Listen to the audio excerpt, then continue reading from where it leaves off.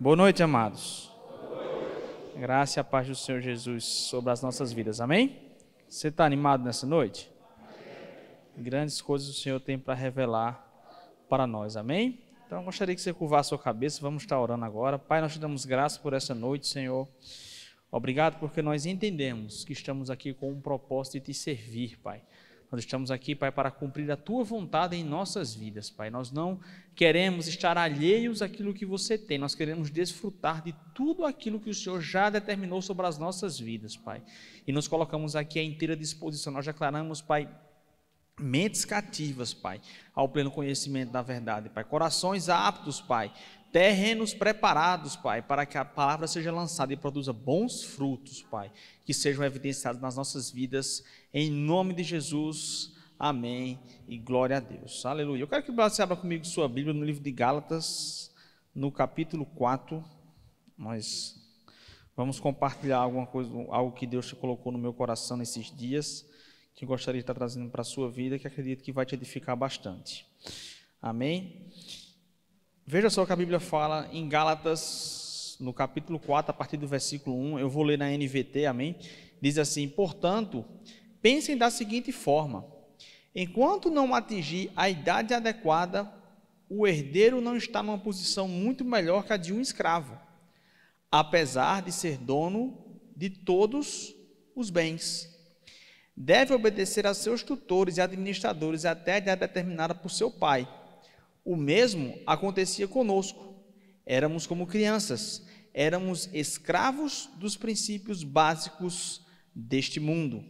Mas, quando chegou o tempo certo, Deus enviou o seu filho nascido de uma mulher e sob a lei. Assim o fez para resgatar a nós que estávamos sob a lei, a fim de nos adotar como seus filhos. E porque nós somos os seus filhos, Deus enviou ao nosso coração o Espírito de seu Filho, por meio dele clamamos: Abba, Pai.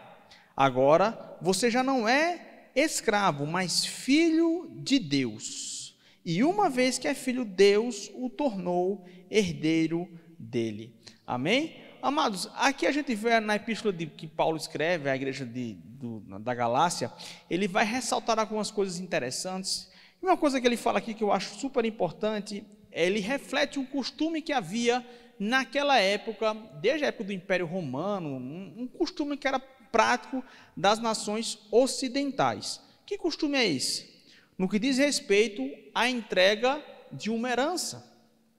Olha o que ele fala aqui: enquanto não atingir a idade adequada, o herdeiro não está na posição muito melhor que a de um escravo, apesar de ser dono de todos os bens. Veja que contrassenso. Ele está falando que o filho do dono da casa, ele não estava numa posição muito melhor do que o servo, até que ele atingisse uma certa idade, apesar de que ele era dono de tudo. Então, como é que eu sou dono de tudo e não posso usufruir de tudo? Você entende isso? Ele está revelando aqui que haveria um tempo em que ele deveria, no versículo 2, obedecer a seus tutores e administradores até a idade determinada por seu pai, ou seja, é necessário que houvesse algo chamado maturidade. Amados, isso é uma palavra que Deus tem falado muito forte ao meu coração nos últimos dias. Nós somos herdeiros de Deus das promessas que são nos prometidas pela palavra. Quando nós somos salvos, a Bíblia diz que nós somos transportados do reino das trevas para o reino do Filho do seu amor, e somos feitos herdeiros e co-herdeiros, ou seja, tudo o que Jesus tem direito, nós temos direito. Nós somos tanto quanto ele possui nas suas propriedades, nas regiões celestiais. Agora, o motivo pelo qual muitas vezes nós não estamos acessando, apesar de ser nosso, é porque nós não estamos andando numa maturidade requerida por isso.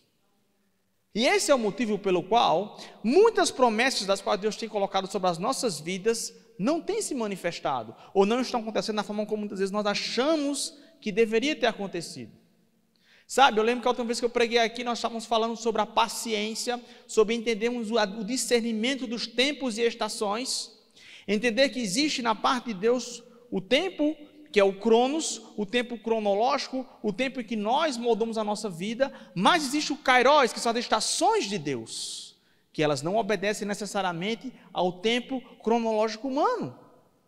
Sabe, amados, muitas vezes para nós acessarmos essas bênçãos e promessas da parte de Deus, nós precisamos entender que existe requerido da nossa parte diante do Senhor algo chamado maturidade. Sabe, uma coisa que o Glaucio mencionou aqui no dízimo e oferta, uma coisa que Deus já vem incomodando para ser falado alguns dias no meu coração aqui na igreja, é sobre justamente essa questão do controle financeiro. Amados, isso requer de nós maturidade. Às vezes nós estamos orando ao Senhor, e você não está errado em pedir ao Senhor que Deus abra as comportas do céu e derrame sobre a sua vida bênçãos. Nós não estamos errados em dizermos ao Senhor que declaramos que essa igreja vai ser uma igreja rica, uma igreja próspera, que o Senhor está trazendo recursos financeiros para nos abençoar. Amém, amado? Isso é bíblico. Mas nós precisamos desenvolver da parte de Deus algo chamado de maturidade para saber discernir e administrar de forma sensata o recurso que chega às nossas mãos. Porque senão, meu querido, tudo que entra vai embora e você não fica com nada. Nós precisamos entender e começar a despertar para essa maturidade no que diz respeito à gestão financeira. Sabe, eu acho que é meio complicado como a gente vai falar sobre dinheiro, mas só para abrir um parênteses aqui para você entender. Sabe quantas citações bíblicas a Bíblia fala sobre dinheiro? Sobre recursos financeiros? Mais de 2.000 citações na palavra falam sobre isso. Ou seja, se está sendo falado de forma repetida é porque é algo importante para que nós possamos estar atentando para isso. Quando nós vemos a vida de José no Egito, qual a orientação que José dá quando o faraó tem aquele sonho perturbador? Fala, olha, levanta alguém com sabedoria, para que possa gerir adequadamente os recursos, para que não se consuma tudo, mas que 20% do que seja produzido seja o quê? Estocado, para quando vier os tempos maus, vocês não sintam fome. E às vezes, amados, nós estamos na nossa vida, tudo que chega nós estamos consumindo. E às vezes nós chegamos diante do Senhor e dizemos, mas pai, eu não tenho nem recurso para pagar meu dízimo, minha oferta. Será mesmo? Será que Deus não tem feito chover sobre a nossa vida recurso financeiro? Mas muitas vezes nós, por imaturidade, por uma má gestão ou por uma inconsequência, movidos muitas vezes por emoções, por sentimentos e por um pensamento maligno e sutil que o diabo coloca na nossa mente, que sabe o que é? Dizer assim, eu mereço. Eu trabalho tanto, eu mereço. Eu não vou merecer comprar uma roupa nova? Eu mereço. Eu não vou merecer trocar de carro? Eu mereço. Eu não vou merecer morar numa casa melhor? Eu mereço. Eu mereço, eu mereço, eu mereço, eu mereço. Não é errado você procurar uma coisa melhor para você, mas a Bíblia fala que você não pode fazer ações que você não tem como se respaldar. Sabe, amados, essa questão, por exemplo, do que o Glaucio mencionou sobre cartão de crédito, amado, muito cuidado com o seu cartão de crédito, isso é uma cilada. Lá em casa já houve uma época em que nós tínhamos 2 cartões de crédito, e amados, eu vou dizer uma coisa, cartão de crédito, o banco ele vai te dar corda para você se enforcar. Se você não sabe, toma conhecimento disso agora, não existe banco bonzinho, tá? O banco é a instituição financeira que ele está procurando só lucro. Então não existe benefício, entendeu? Aí eu vou te fazer lembrar de uma frase clássica, que não está na Bíblia, mas está naquele seriado, Todo Mundo Odeia o Chris. Alguém já assistiu esse seriado aqui? Em que você viu o Júlio, o pai do Chris, em que ele tinha 3, 4 empregos para conseguir pagar as contas, e sabe qual era a frase clássica que ele dizia? Sabe qual é a melhor promoção? Não gastar. Sabe qual é a melhor liquidação? Não comprar. Meu querido, se você não tem condição, não compre. Deus está falando para você nessa noite, cuidado com o teu cartão de crédito, cuidado com as tuas finanças. Sabe por quê, amado? Porque tem muita gente que está perdendo o sono, deixando de dormir, deixando de falar da palavra do Senhor, se perturbando mentalmente, deixando de entrar no descanso do Senhor por causa de conta financeira. Deus não tem isso para mim e para a sua vida. Deus não nos quer ver sofrendo nem padecendo por conta disso. Então, amado, se o teu cartão de crédito está te fazendo pecar, está te fazendo andar em ansiedade, está te fazendo andar assustado com medo, está na hora de sentar com o banco, negociar e às vezes até quebrar o cartão de crédito. Sabe, se a gente às vezes não tem educação financeira para ter um cartão de crédito com limite alto, está na hora de começar a cancelar o cartão de crédito, como o Glaucio bem mencionou. Por quê, amados? Porque às vezes a gente está orando ao Senhor, declarando que o devorador vai ser expulso da nossa vida, mas quando muitas vezes nós somos os nossos próprios devoradores. Como a Bíblia fala, muitas vezes somos movidos pela concupiscência dos olhos. Preste atenção, querido, o shopping center ele foi feito para você gastar dinheiro mesmo. Não é um ambiente agradável para você estar lá passeando com a sua família e dizendo assim, nossa, que lugar bacana, que lugar... Não, ele foi feito para te gerar um bem-estar comprando mesmo. E a gente fica naquela, né? Não, eu vou parcelar em 10 vezes no cartão, porque fica uma parcela bem baixa, eu vou pagando sem sentir. Daí a pouco, querido, você está pagando 1.000, 2.000, 3.000 de parcela fixa. O teu salário está indo embora todo para pagar o quê? Cartão de crédito, uma coisa que o Glaucio mencionou, que é uma coisa que eu já estava vendo uma pesquisa sobre isso, falando justamente isso. O mal do brasileiro é acreditar que o cartão de crédito é uma extensão do seu salário. Não é. Naquela época, antigamente, dos nossos avós, dos nossos pais até, mas mais dos nossos avós, eu digo isso. Eu lembro do meu avô morreu com 85 anos. Meu avô era semi-analfabeto, mal sabia ler e escrever, um homem que vivia dentro, assim, meu avô era vaqueiro, um homem que vivia no mato, na roça, como diz aqui, mas morreu sem deixar uma dívida, meu avô tinha ódio de cartão de crédito, nunca sabia nem o que era cartão de crédito, cheque então, não sabia nem o que era isso, ele dizia, não devo fiado a ninguém, se eu não posso comprar, eu não compro, tudo meu avô era comprar à vista. Eu lembro um dia que ele parcelou um carro lá, porque meu tio ficou falando, não, só tem que financiar, vai perder seu dinheiro lá. Ele ficou louco. Eu estou devendo fiado, meu Deus do céu, não vou conseguir pagar, não vou conseguir pagar. Ele só se aquietou quando pagou, e depois meu tio falou, papai, vamos trocar de carro? Não vou trocar de carro mais não. Deixa quieto, deixa como está, esse está bom demais, está me levando, está me deixando, para o que eu preciso já é mais do que suficiente. Aí você vê uma pessoa que não tinha estudo, não tinha conhecimento, mas tinha um discernimento sobre gestão financeira. E às vezes a gente está sofrendo aqui na igreja, porque às vezes nós não atentamos para isso. Deixa eu te falar, cuidado com a concupiscência dos teus olhos. Cuidado com o que você vê, cuidado com o que você está se expondo, cuidado com o que você está consumindo. Porque o mundo, a Bíblia já fala que jaz um maligno. Mas deixa eu te falar uma coisa, se você não sabe, eu vou trazer uma informação aqui hoje. No meio global, a mídia brasileira, a propaganda brasileira sempre é campeã no mundo. Sabe por quê? Porque ela faz gerar em você uma necessidade que você não precisa. E você vincula aquela necessidade, como se você dissesse, eu só vou conseguir ser feliz se eu adquirir aquela coisa. Eu não sei se é da sua época, mas pelo menos na minha época, então, não sou tão velho assim, você deve saber. Então, você estava passando televisão lá e passava, por exemplo, aquela propaganda da Polishop. Uma panela lá que você nunca viu. A panela antiaderente, a panela que você faz isso, faz aquilo, não sei o quê. Meu Deus, como eu vivi até hoje sem essa panela. Eu preciso dessa panela. Se eu não tiver essa panela, eu não vou conseguir cozinhar adequadamente. Você põe a sua vida naquela panela. E ele fala para você, olha, você vai dividir em 10 vezes sem juros. Eu te mando o boleto sem juros, entrega na sua casa e você, nossa, meu Deus, eu preciso disso. Viveu até hoje sem e poderia viver o resto da sua vida sem, mas compra a panela, se endivida, por quê? Porque você gerou uma necessidade que não existia.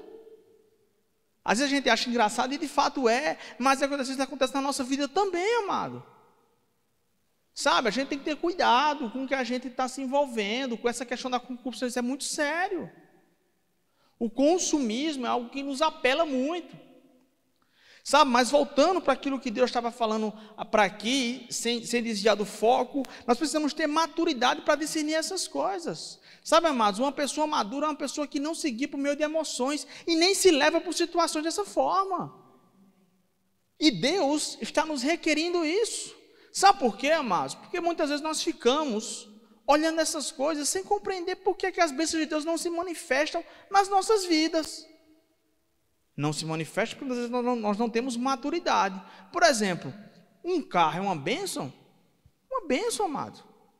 Ter um carro, um veículo para você se locomover, não estar dependendo de transporte público, é uma bênção.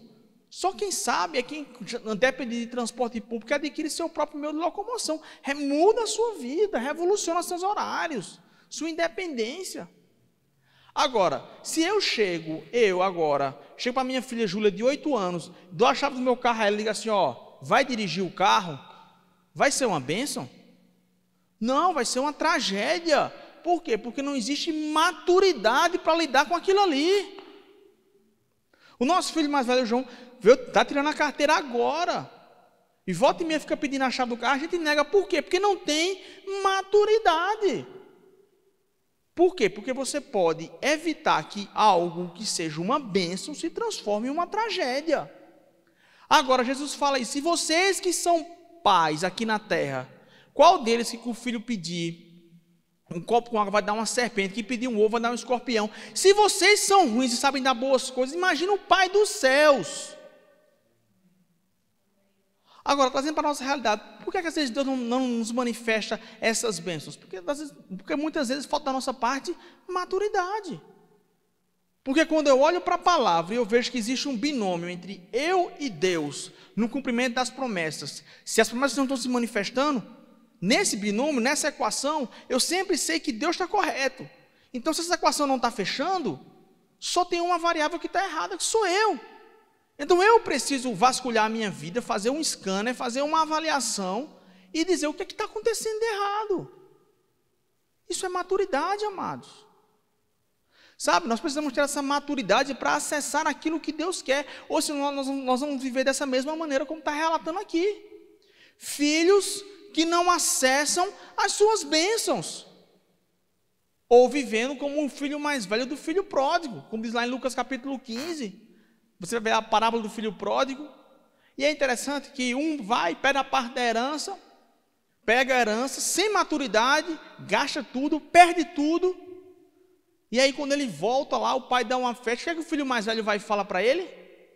Chama ele no canto e fala assim, mas pai, eu que estou aqui todo dia, trabalhando com o Senhor, eu nunca te deixei, e você nunca me deu nenhum cabrito para matar, para comer com meus amigos. O pai olha para ele e fala o quê?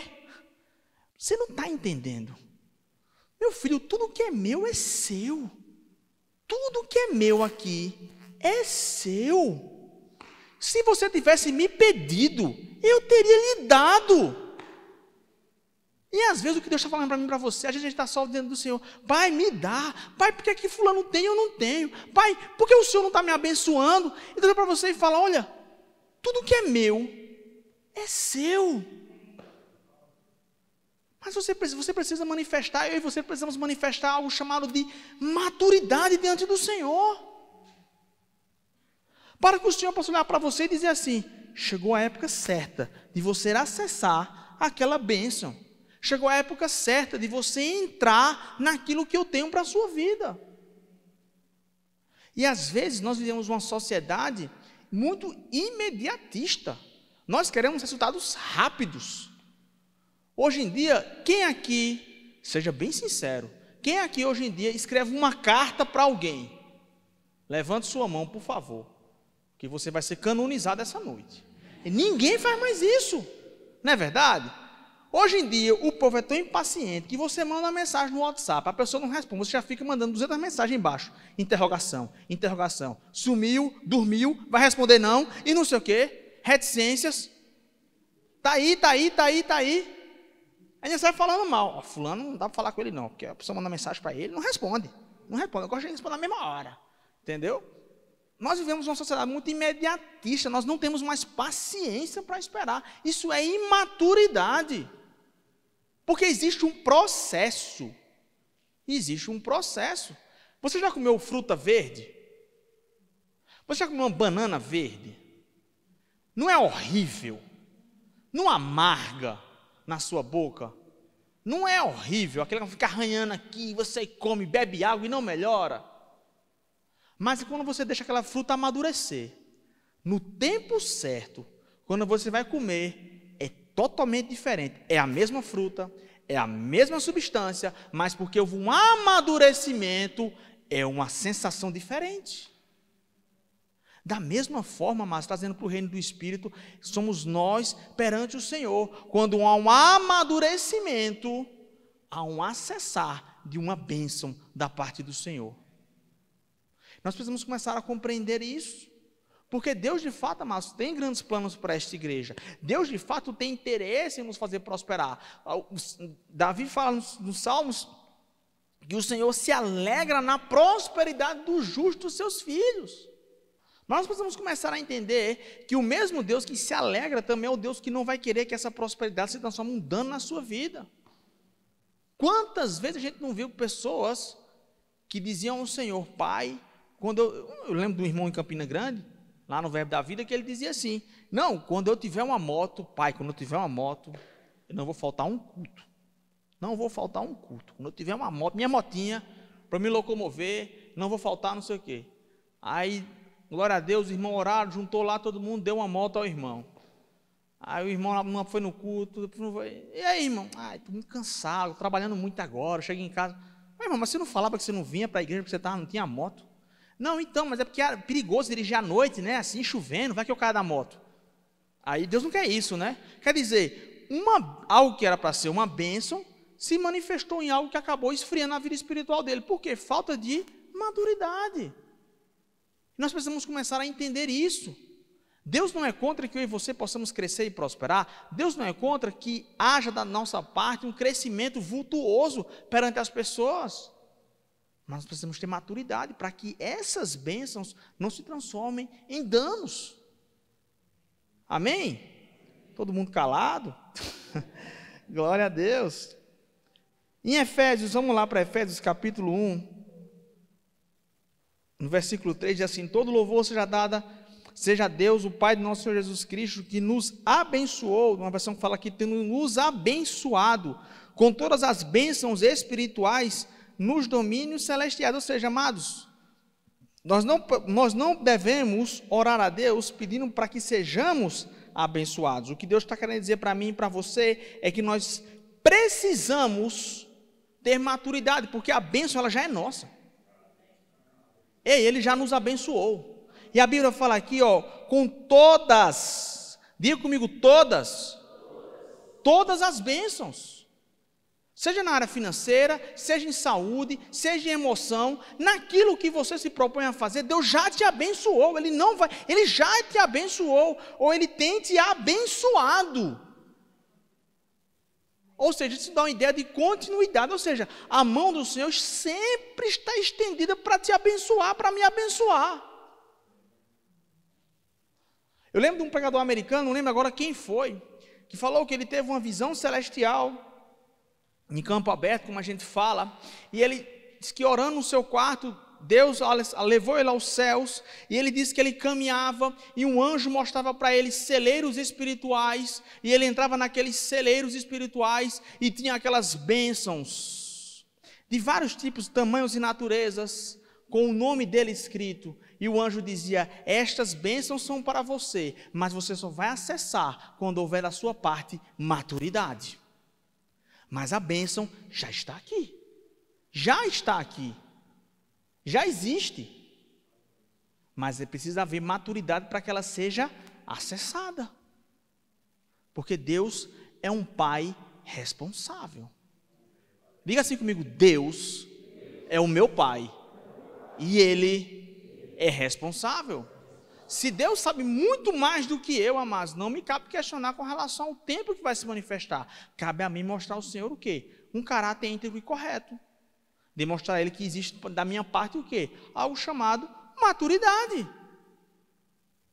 A Bíblia fala, naquele texto inicial de Gálatas que nós lemos, em que aquele filho, ele precisava ficar um tempo sendo tutelado, até demonstrar sinais de maturidade para receber a bênção. E às vezes nós temos que entender que maturidade reflete você ser uma pessoa submissa.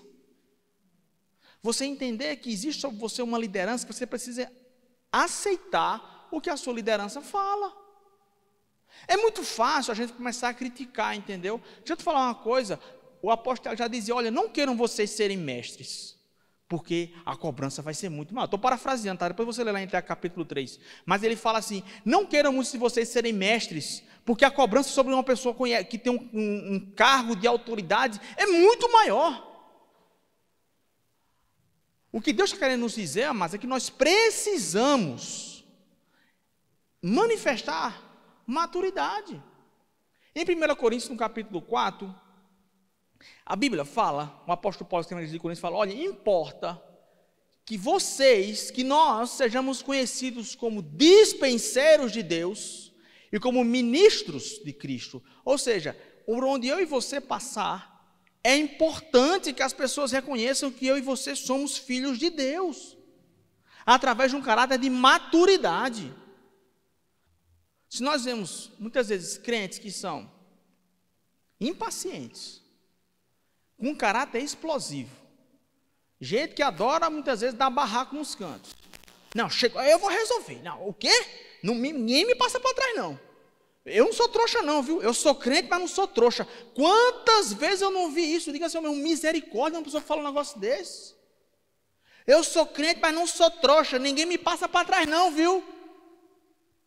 Deixa eu te falar uma coisa. A Bíblia de Jesus falou: olha, bem-aventurados são os pacificadores. Não são os que têm razão. São os que são pacificadores, porque deles é o reino dos céus. Ou seja, amados, você quer desfrutar da palavra do Senhor, você tem que ter paciência. Você tem que ser uma pessoa que abafa a fogueira, não que põe gasolina na fogueira. É isso mesmo, tem que falar mesmo isso aqui. Não, amados. Ei, eu e você somos chamados aqui nesse mundo para fazer a diferença. Essa história de crente que chega com um comportamento, entendeu? De que nos cantos, não tenho paciência, é o meu caráter, é o meu jeito de ser, eu sou assim, ninguém me muda não, entendeu? Amados, deixa eu te falar uma coisa: Jesus era carpinteiro para te provar que aquele ditado do mundo de que pau que nasce torto não se endireita é mentira. Ele endireita você, se você se colocar à disposição da palavra do Senhor. Deixa eu te falar uma coisa, amados, eu estava falando isso para minha esposa: a exposição à palavra do Senhor, ela é facultativa, mas uma vez que você faz isso, a transformação é obrigatória, ela se manifesta. Sabe, essa semana eu estava em Curitiba num curso de tratamento de casos complexos de coluna, e a gente estava lá, e eu lembro que num determinado momento eu estava conversando com uma pessoa, e depois eu até compartilhei com minha esposa, um colega cirurgião, que até ano passado vivia bebendo, fumando, uma vida toda errada, colocou essa semana na igreja adorando o Senhor e dizendo: eu sou do Senhor, a minha vida pertence ao Senhor. Sabe, amados, a exposição à palavra do Senhor transforma, promove mudanças. Mas nós precisamos tomar o primeiro passo, que é o quê? Nos expor. Mas a exposição, num primeiro momento, ela não é imediata. A transformação não é imediata, ela é um processo. O sábio Salomão já dizia: olha, a vereda, ou seja, o caminho do justo é como a luz da aurora, ou seja, é o sol quando vai raiando, vai brilhando cada dia mais, até ser dia perfeito. Você já viu o sol nascer?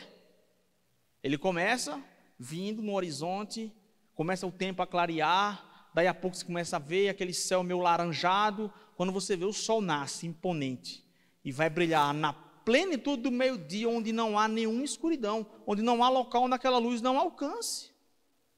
Mas existe um processo. Nós precisamos respeitar as etapas do processo e entender que da nossa parte, esse processo, essa paciência vai gerar em nós algo chamado de maturidade. E essa maturidade que vai nos levar a acessar as bênçãos espirituais. Sabe, deixa eu te falar outra coisa, amados. Tempo de servir ao Senhor, muitas vezes a gente está agindo como Marta, ou como o filho mais velho, o irmão do filho pródigo. Sendo muitas vezes legalistas, querendo dizer ao Senhor quanto tempo nós temos de estar lá no Evangelho. Deixa eu te falar uma coisa, mas Deus já sabe. Deus já sabe. Nós precisamos parar de ficar muitas vezes querendo falar para o Senhor qual é o nosso currículo. Ó, Deus, eu te sirvo, ó, desde 2000 e cacetada, estou aqui, ó, jejuando, entreguei a não sei o quê. Meu querido, não funciona com Deus. Não funciona. Sabe o que funciona com Deus, amados? É você se quebrantar e dizer, Pai, a semente que eu entreguei, como diz lá em João 12, a semente quando é lançada, ela tem que morrer. Ei, você aceitou seguir a Jesus, então você tem que morrer. O que você deixou para trás, deixe para trás, esqueça. Sabe, Deus está falando para algumas pessoas aqui nessa noite, pelo Espírito, esqueça o que você já entregou perante o Senhor. Esqueça. Ah, eu dei 10, eu dei 20, eu dei 40, 50, 100 mil. Esqueça, em nome de Jesus. Não se prenda ao seu passado. Aquele ditado do mundo que diz que quem vive de passado é museu, é a maior verdade, amado. Tem crente que está vivendo um museu na sua vida todos os dias. Fica visitando o seu passado dizendo, mas Senhor, época boa era aquela que eu estava lá não sei aonde, e que tinha não sei o quê, e que recebia tanto, e que a minha vida não era assim. Ei, deixa eu te falar uma coisa, a maturidade requer de nós deixar o passado para trás. Deixar o passado para trás, porque todos nós aqui fizemos escolhas que nos doeram, mas que nos trouxeram até onde nós estamos aqui hoje. Todos nós aqui abrimos mão de algo para estarmos aqui hoje. Todos nós. Todos nós nos sacrificamos. Todos nós renunciamos a algo para estar aqui. Independente do que você sacrificou. Alguns sacrificaram muitas coisas preciosas aos olhos humanos. Outros, às vezes, nem tanto. Mas cada um sabe o que sacrificou perante o Senhor. Mas certamente todos nós abrimos mão de algo. Então o que Deus está falando para mim e para você nessa noite? Esqueça. Não é para você ter uma amnésia, eu não sei que dia é hoje. Não, não é isso. Mas é você não se prender às emoções do passado. Deixe para lá. Deixe morrer isso. Porque a Bíblia fala que se esse fruto não morrer, ele não frutifica, ele morre só. Sabe, Deus está querendo nos despertar para um novo tempo, um tempo de maturidade. De maturidade perante o Senhor. Vamos lá para 2 Pedro, no capítulo 1. Deixa eu te falar uma coisa. Nós entendemos, e nós somos uma igreja da fé, em que nós entendemos que de fato sem fé é impossível agradar ao Senhor. A Bíblia fala que por meio da graça que nós somos salvos, através da graça que nós somos salvos por meio da fé em Cristo Jesus. Então a fé é uma porta, é uma chave que abre as portas da nossa vida. A graça é o todo, é o completo, mas a chave que nos faz acessar a graça é o quê? A fé em Cristo Jesus. Você entende isso? Mas deixa eu te falar uma coisa, e eu vou te provar na palavra, mas não quero que você se choque com o que eu vou falar agora. Sabe, amados, que só a fé não é suficiente. Só fé não é suficiente. A fé, ela é um passo importantíssimo para te manter lá, mas ela não é suficiente. E eu vou te mostrar isso que o apóstolo Pedro está mencionando aqui. A partir do versículo 13, ele diz assim, Deus com seu poder divino nos concede tudo de que necessitamos para uma vida de devoção, pelo conhecimento completo daquele que nos chamou para si, por meio de sua glória e excelência. E, por causa de sua glória e excelência, ele nos deu grandes e preciosas promessas. Diga assim comigo, grandes e preciosas promessas. Você pode dizer um amém? Amém. Aleluia. São elas, essas promessas, que permitem a vocês participar da natureza divina e escapar da corrupção do mundo causada pelos desejos humanos. Só um parênteses aqui. É uma menção aqui que a gente começou a falar no começo da pregação. Cuidado com os seus desejos humanos. Eles podem fazer você sucumbir perante a promessa que o Senhor já fez. Cuidado com a concupiscência dos olhos. E para isso, Deus nos deu promessas, Deus nos deu planos. Para quê? Para nos blindar desse mundo. Como ele falou aqui no começo do texto, é Deus que nos dá, Ele nos abastece para que tenhamos uma vida inteira de devoção. Ou seja, se você serve ao Senhor, você não terá falta. Ei, deixa eu falar para mim e para você nessa noite. Se você se dedica ao Senhor, você não vai ter falta. Você não vai morrer, você não vai empobrecer, você não vai falir, você não vai quebrar, você não vai ter nada disso. Quem garante isso é o Senhor. Agora, o que ele está falando aqui? No versículo 5. Diante de tudo isso, esforcem-se ao máximo para corresponder a essas promessas. Primeira coisa que ele está falando aqui. Ei, nós não somos agentes passivos perante a promessa do Senhor. Deus não dá a promessa a você e fala, olha, você vai ser uma pessoa muito próspera financeiramente. Você diz amém. E aí você não faz nada? Você não se movimenta? Você não procura saber do Senhor qual que é o passo que Ele dê? Você não procura um trabalho? Você não procura fazer nada? Você não dá o seu melhor naquilo que você tem se comprometido perante o Senhor? Não, está errado. Ele está falando aqui, empenhem-se ao máximo, esforcem-se para corresponder a essas promessas. Dá um exemplo claro aqui. Se Deus falou para você que você vai morar em outra nação, qual o primeiro passo que eu tenho que fazer? Aprender o idioma daquela nação. Se Deus falou que você vai ganhar um carro e você não tem carteira de motorista, você deve fazer o quê? Ir lá no Detran e começar o processo de adquirir a sua habilitação. Você tem que corresponder à promessa. Tem que se esforçar, amados. Então, essa passividade que a gente acha que tem diante do Senhor, isso não existe. Isso não existe. E por que Deus está fazendo isso? Para que o homem não se glorie. Para que ele não fique falando, está vendo aí, ó, eu me sacrifiquei perante o Senhor. Não, não. É obrigação nossa nos empenharmos para nos igualarmos ao nível da promessa. Ei, você quer ter uma promessa grande diante do Senhor ser cumprida na sua vida? Esforce-se para ter um comportamento semelhante a tal. E por que a maturidade é importante para isso? Porque você acha que quando você estiver num patamar mais alto, a pressão sobre a sua vida vai ser maior ou menor? Vai ser muito maior. Sabe por quê? Eu nunca esqueço, eu estava na residência, no 5º ano lá, no último ano, um cara da cardiologia bateu assim nas minhas costas, ele era bem engraçado, um preceptor que tinha lá, e ele perguntou assim, lá em Ribeirão Preto, e aí, como é que tá? Como é que é se sentir no topo da cadeia alimentar lá em cima?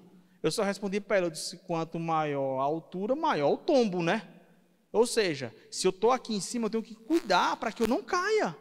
E a Bíblia já fala isso, aquele que pensa que está de pé, cuide para que não caia. São conselhos que o Senhor está falando para o quê? Que exigem de nós algo chamado de maturidade.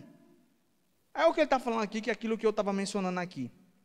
Na parte B do versículo, diz assim, do versículo 5. Acrescentem a fé, ou seja, se fosse só fé, ele diria, fiquem na fé, ponto. Mas ele está dizendo aqui, acrescentem a fé.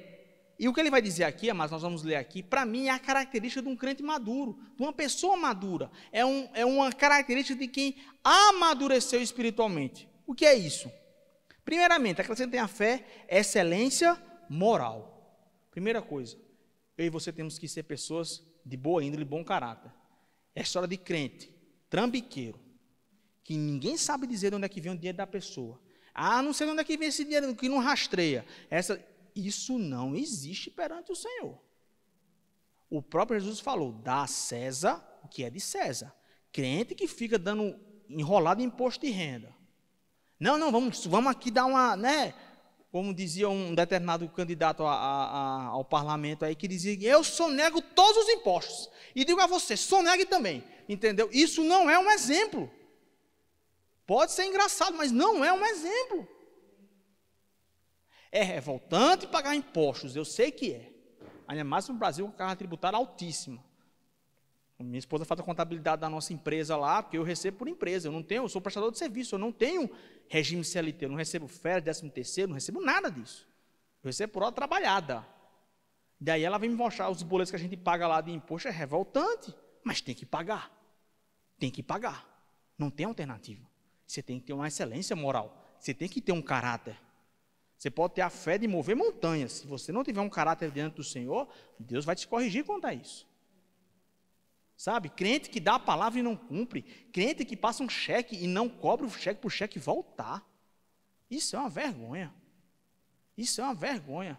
Deixa eu te falar uma coisa, amado. Se você eventualmente está com o nome sujo no SPC e no Serasa, comece a orar ao Senhor para limpar o seu nome. Mas crente com o nome sujo na praça não é bonito e não é de Deus. Se ajuste. Nós precisamos nos ajustar. Eu lembro que quando a gente se mudou para Ribeirão Preto, eu morava em Recife, eu ganhava muito bem, tinha uma condição financeira muito boa. E quando nós fomos para lá, a primeira coisa que eu fiz fazer foi vender o meu carro. E ficar com um carro só. um Clio, aquele bem apertadinho, era o carro que eu tinha. Eu tinha um carro muito maior, um carro, nossa, eu nunca esqueço, quando foi vender o carro, João Guilherme ficou chorando, a Annelise ficou chorando, esse carro é tão bom. Gente, é um carro, isso vai e volta. Agora, eu não posso ficar comprometendo a minha vida financeira, comprometendo o orçamento da minha família, deixando aquilo que é prioridade por uma coisa que é secundária.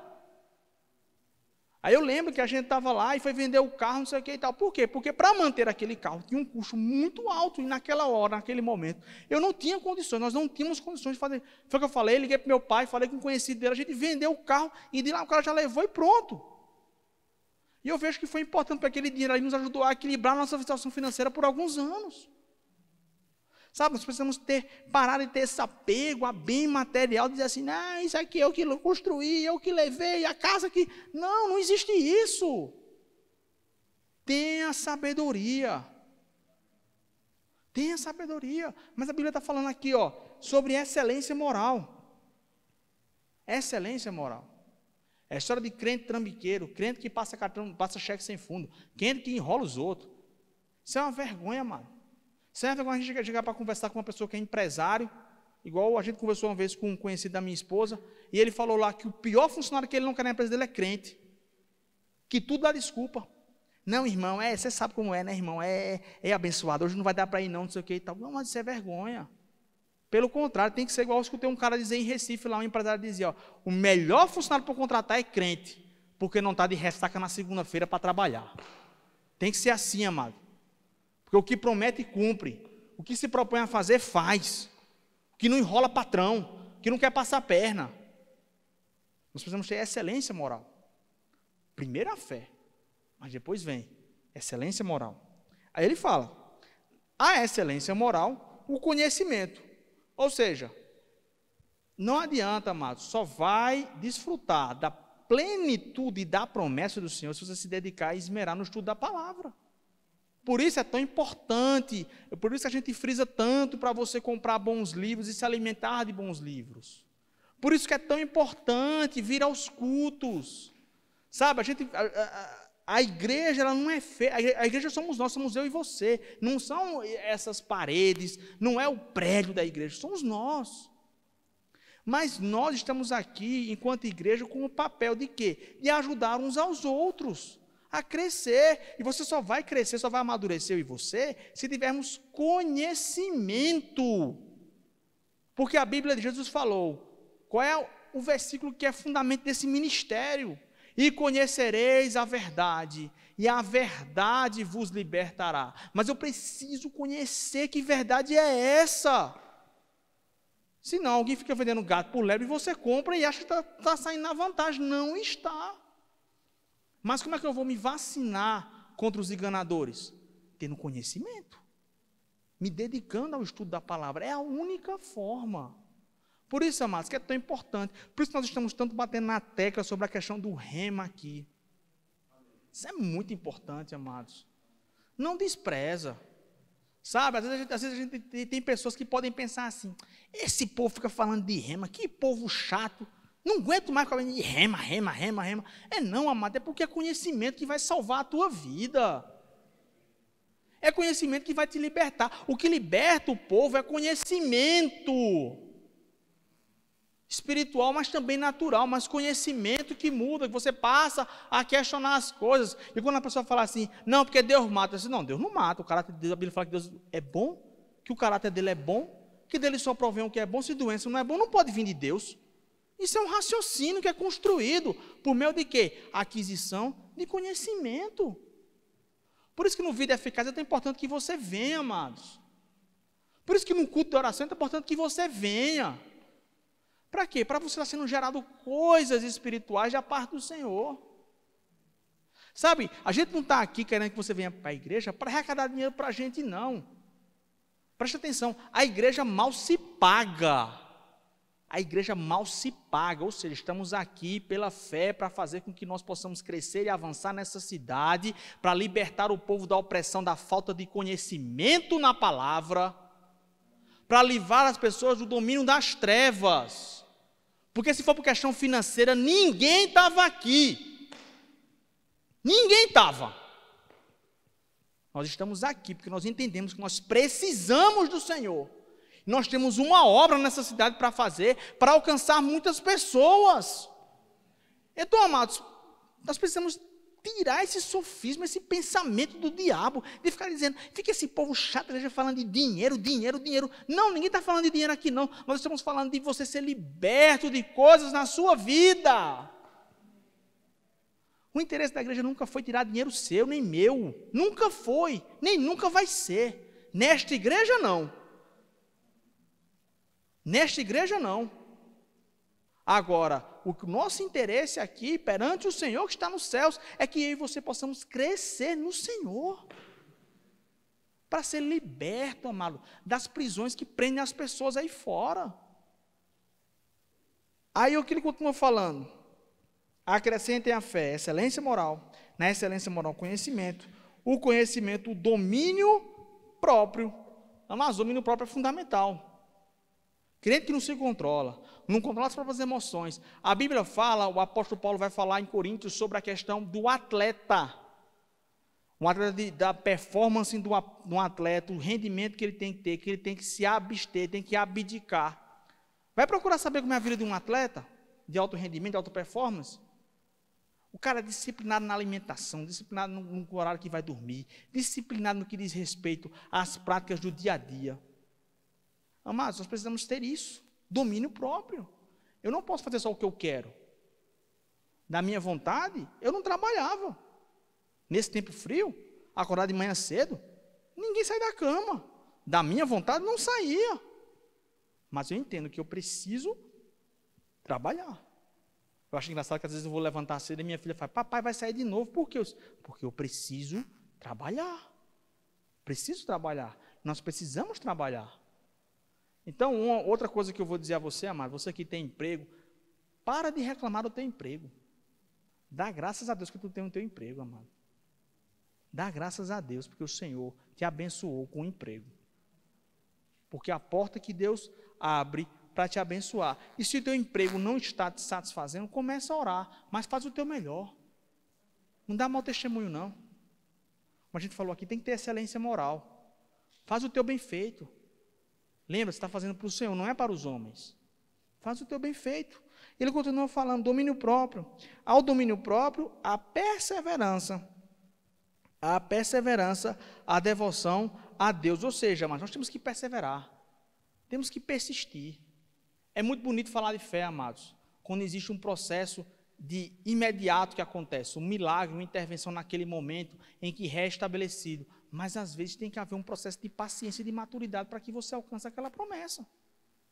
A esposa do irmão Reagan, a Oreta, ela conta um testemunho que ela levou, acho que mais de 10 anos para ser curada de um processo que ela tinha no coração, uma enfermidade. E ela disse que muitas vezes ela questionava ao Senhor, porque ela não entendia por que é que meu marido chama as pessoas para orar na frente, impõe a mão sobre eles, e ora, e o Senhor cura eles naquele momento, e por que que eu não sou curado? Eu durmo com esse homem todo dia, porque eu não sou curado? Ele ora por mim, eu não sou curado. Porque existe um processo. E tem que haver da nossa parte uma perseverança, uma paciência. Porque, amados, quando a gente chega assim e fala, eu creio que o Senhor vai abençoar a minha vida, eu creio que o Senhor vai me curar de uma dor no pé, por exemplo. Aí você termina de orar, o pé está doendo. Aí você começa, esse negócio de fé está vendo aí, que não dá certo, que não adianta. O povo fica falando essas coisas, mas isso aí é na vida do pastor. Na minha não funciona não. Na minha não funciona não. Esse negócio aí é mentira, eu vou mudar de time aí, porque não dá certo não. Falta de perseverança, mas falta de perseverança. Falta de persistir, falta de paciência, para entender que existe um processo de amadurecimento. Às vezes a gente quer acelerar as coisas, amados. Quando a gente quer acelerar as coisas, a gente pode até retardar muitas coisas que Deus tem para fazer. Não se afobe. Como diz lá no Nordeste, não se aveste. Vá com calma. Vá com calma, mamãe. Você esperou 9 meses para nascer. Você não pode esperar 1 semana para ter uma resposta?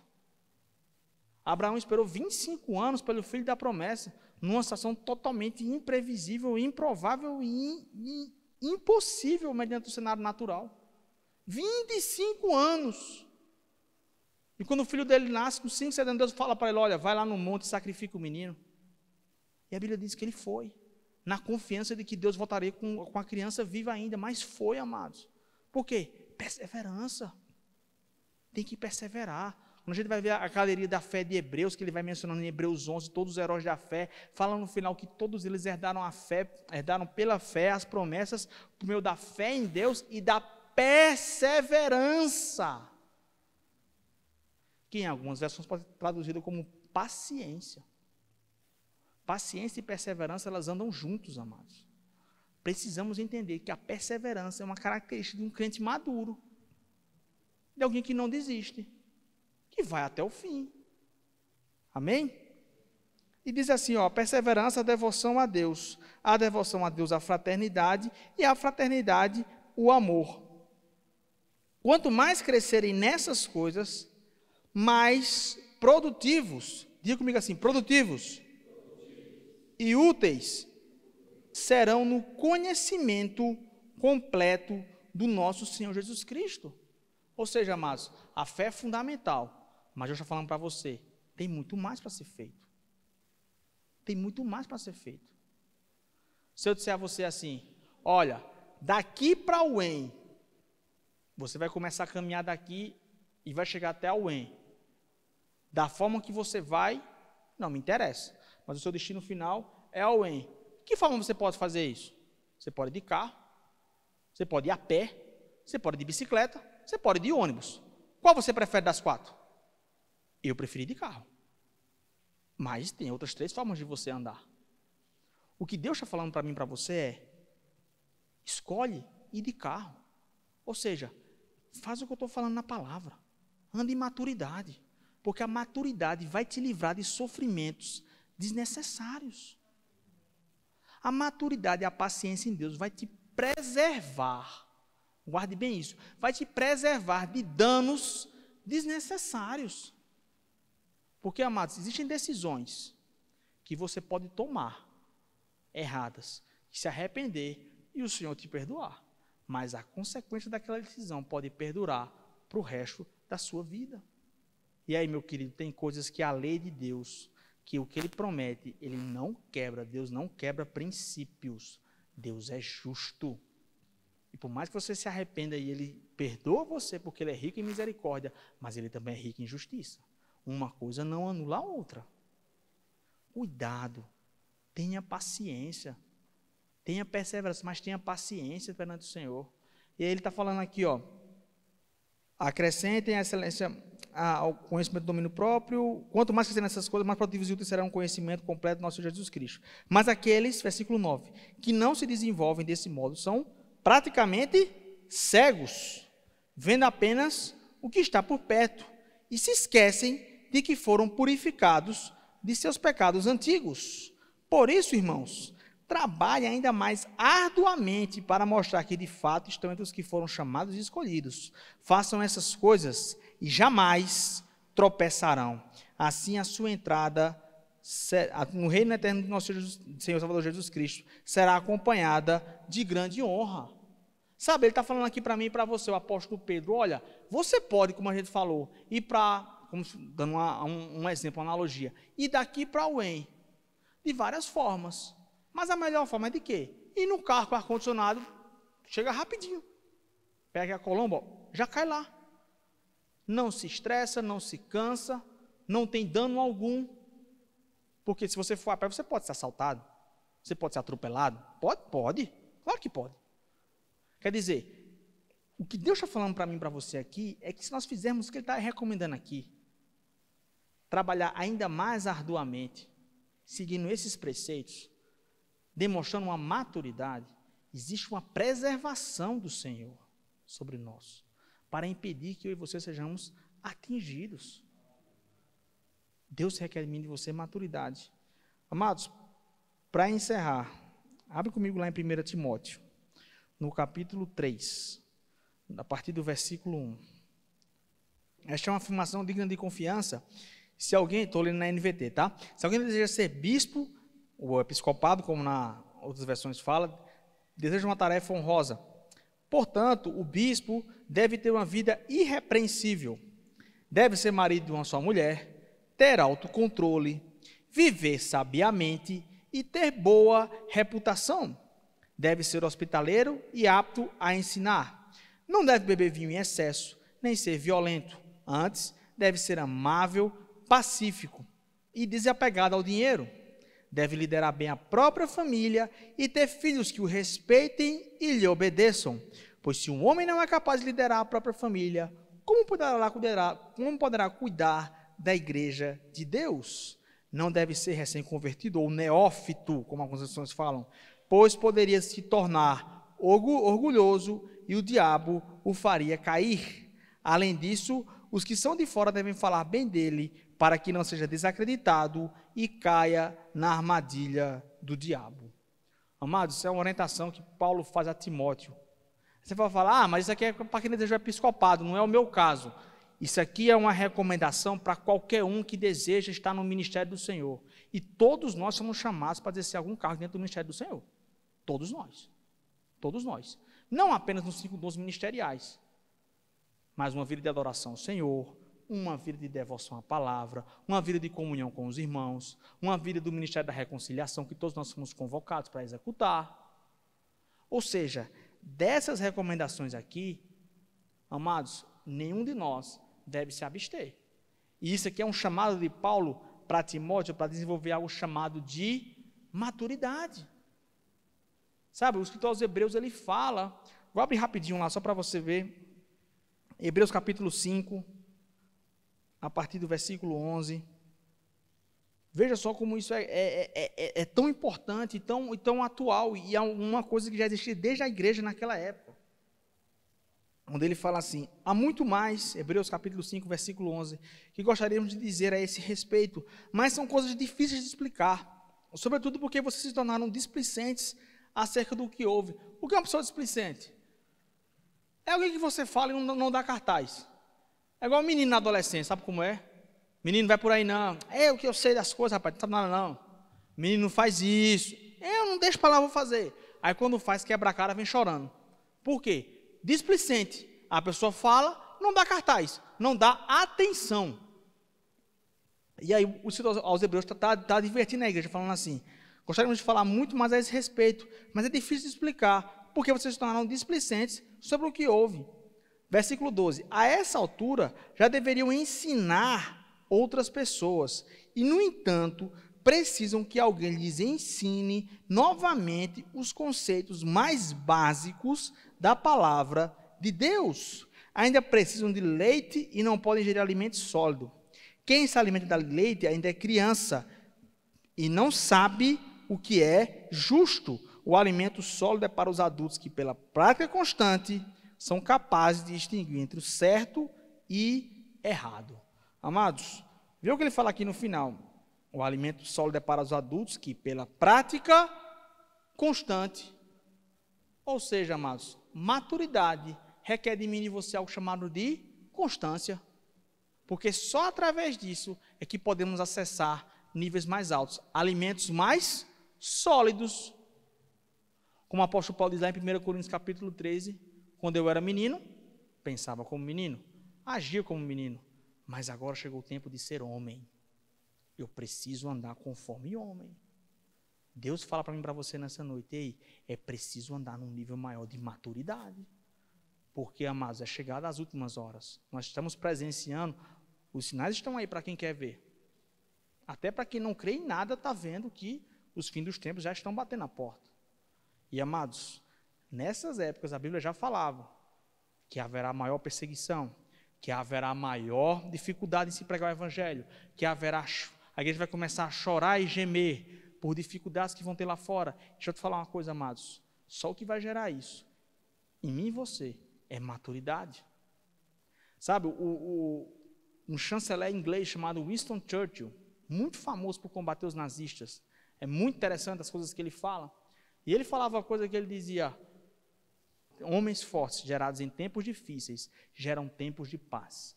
Tempos de paz geram homens fracos geram tempos difíceis. Eu não sei você, meu amado, mas eu tenho certeza que da minha parte o que Deus quer é que sejamos homens e mulheres fortes. maduros, para aguentar os tempos difíceis que estão aí fora e para mostrar que a igreja ainda assim respira, existe e é ativa em nosso meio. Nós estamos vivendo tempos em que há uma perseguição à igreja. Nós precisamos nos levantar em caráter, em ousadia, em excelência e em maturidade.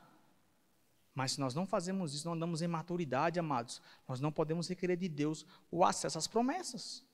Porque como nós lemos no começo do texto, se nós não provarmos a um tutor que nós somos responsáveis o suficiente para conduzir aquela situação, você não vai ser entregue, porque você vai ser encontrado incapaz. E o apóstolo Paulo fala, quanto a mim, eu quero ser achado idôneo, quanto à parte que me cabe. Eu preciso ter maturidade, nós precisamos ter maturidade perante o Senhor. Eu lembro quando eu estava num treinamento meu de cirurgia, a gente começa num processo de cirurgias mais simples até cirurgias mais difíceis. E no começo você fica revoltado, porque o teu chefe faz tudo. Ele papa a tua cirurgia, como a gente fala, faz tudo. Você fica só olhando, não faz nada. Por quê? Porque ele quer ver a tua paciência. Ele quer ver se você está entendendo o que está sendo feito ali. E aí no final, ele te entrega e fala, vai lá, agora eu quero ver se você está capaz de fazer isso. E aí você vai fazendo e ele fica do lado observando. Para quando terminar o processo, ele olhar para você e bater e dizer, você está preparado para seguir carreira solo. E eu te libero para atuar sozinho.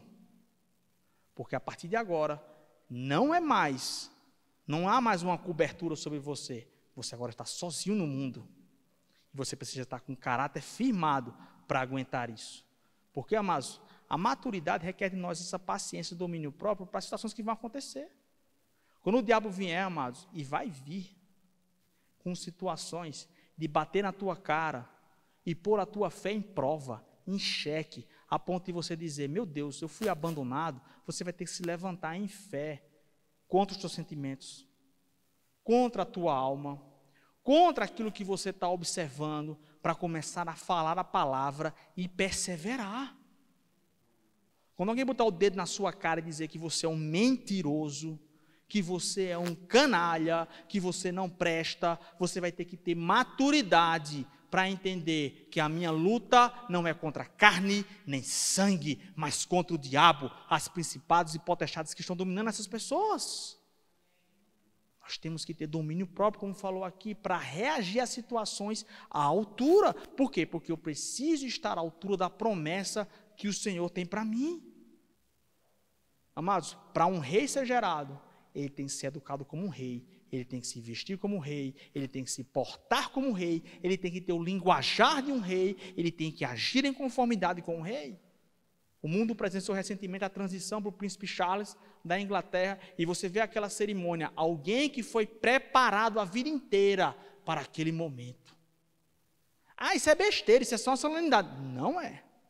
Ele foi preparado para um processo. Eu e você estamos numa fase de preparação para processos. E processos requerem muitas vezes renúncias, requerem muitas vezes dor, requerem muitas vezes eu e você abdicarmos de algo. Mas nós temos que ter maturidade para aguentar a situação e não desistir. Porque a Bíblia fala que só os que perseveram que vão alcançar as promessas. Amém? Você está feliz? Você está animado? Amém. Diga assim comigo, eu vou cumprir tudo que o Senhor tem na minha vida. Eu vou ver tudo aquilo que o Senhor falou ao meu respeito se cumprir. Eu vou testemunhar as bênçãos do Senhor se manifestarem na minha vida. Eu vou ver aquilo que olho nenhum viu e aquilo que ouvido nenhum ouviu se manifestar na minha vida. Eu viverei e não morrerei até se cumprir tudo o que o Senhor tem para a minha vida. Se apegue com isso, amados. Vamos ter maturidade e não desistir, porque o Senhor conta conosco. Amém? Glória a Deus.